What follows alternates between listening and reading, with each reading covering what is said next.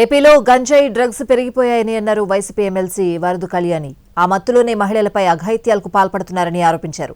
YCP హయాంలో AP ganja ఆంధ్రగా మార్చారంటూ counter ఇచ్చారు హోంమంత్రి అనిత. తమ ప్రభుత్వంలో రాష్ట్రాన్ని జీరో గాంజా స్టేట్ గా మారుస్తున్నామని అన్నారు. ఇప్పుడు నో కాస్ట్ కాఫ్ సిరప్ తో 60 రూపాయల విలువ గల ఇన్హేలర్ పూర్తిగా ఉచితం. దెబ్బకి దగ్గు జలుబు మాయం. గంజాయి డ్రగ్స్ వీటి మత్తులో చేస్తున్నారు అధ్యక్ష. మన హోంమంత్రి గారు అయితే ఏకంగా గంజాయి లేదని చెప్పేశారు అధ్యక్ష.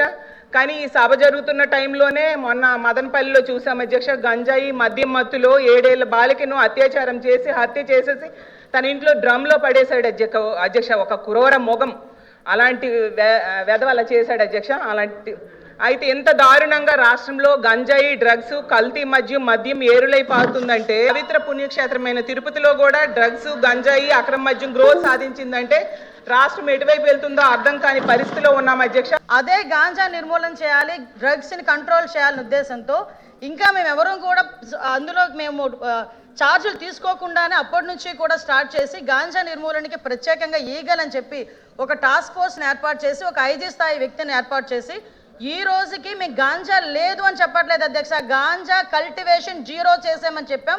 ఆ విషయం కూడా సభ్యులు దయచేసి అర్థం చేసుకోవాలి.